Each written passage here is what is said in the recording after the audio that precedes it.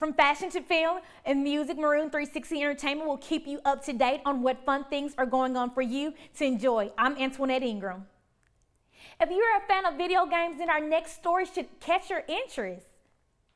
The MSU Video Game Club hosted an event this past Saturday in Bullard Hall called the 12-hour live stream lock-in for charity. From 5 p.m. to 5 a.m., members played video games on a streaming service called Twitch. The purpose of the event was to provide funds toward the Games Outreach Foundation, a well-known organization in the gaming community that helps children cope with treatment in hospitals. Many came to the event with a variety of console games to play in both competitive and corporate. The VGC member talks about his experience. Video games have changed me for the better. I feel like there are a lot of things in school and something that I wouldn't be able to know, or there'd be stressful moments that I wouldn't have gotten through as well as I did if I didn't have video games to help me escape. The holiday season is approaching rapidly, and Starkville is wasting no time spreading cheer. The Starkville Welcome Center on Main Street will be hosting a Cookies with Santa event. The event will be commenced on Sunday, November the 15th. Boutiques and service shops will be decorated in season trimming, and the event will feature photos, Santas and cookies to take home. The event starts that afternoon and runs until 2:30 p.m. that day. Cookies with Santa is the kickoff for the Star Spangled Christmas for the city of Starkville. The former Daily Show host Jon Stewart strikes a deal with HBO Converse on current events in August. When Stewart left Comedy Central, HBO CEO Richard Plepler wanted to bring Jon Stewart to his network. HBO quoted the partnership marks the next phase of Stewart's groundbreaking career, which will be showcased on HBO Now, HBO Go, and other platforms. The deal will help Jon Stewart break into films and TV ventures that HBO develops. Stewart will become HBO's third high-profile addition this year.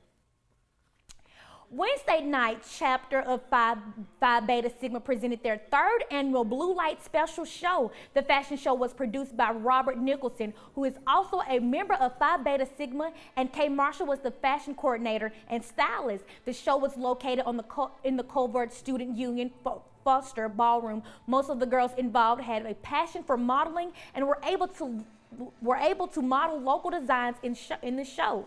The mission was $1, and all proceeds raised during the show will be donated to March of Dimes, a nonprofit organization that funds research programs to end premature births, birth defects, and infant mortality.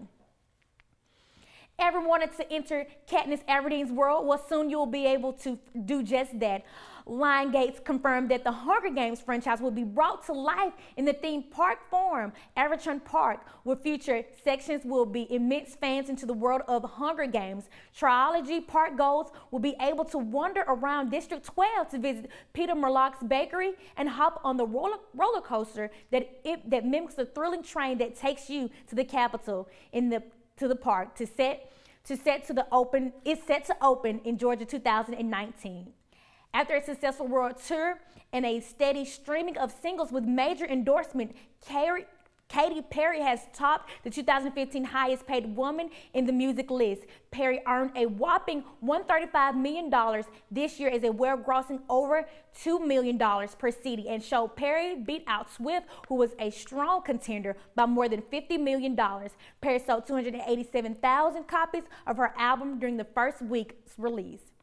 Have you ever considered repositioning your trash? Well, that's exactly what some of the MSU students did. This Mississippi State Fashion Board hosted its fall trashing show in Giles Hall last Wednesday. The event began 7 p.m. with the latest fall fashion from Livy Dip, South Pouch Style Rebel, LA Green, and a host of others.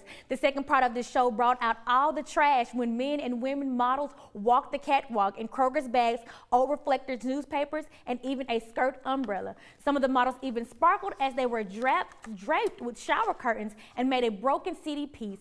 I hate to sound like a broken record, but it was too much fashion to contain myself.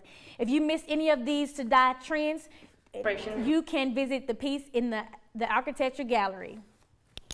was my culture, my heritage. So I began to look at Indian bridal costumes, and then began to really look at the materials and how they can begin to explore the different entities that like Indian bridal. What do I? Well, that's it for Maroon 360 today, guys. I hope you all enjoyed everything we've had to offer you, from fashion with Antoinette to a wonderful interview here with Abigail. I think we learned a lot today about what's going on in Starkville. We sure did, from local businesses to local fashion shows. It was just a great show for everybody. Absolutely. Anything else from entertainment we need to know about this weekend? Just the Peanut movie came out Friday, and I think it has an all children's cast, and so that's amazing. All right, sounds good. From us to you guys, it's Maroon 360. Stay tuned and join us next week. Thank you so much.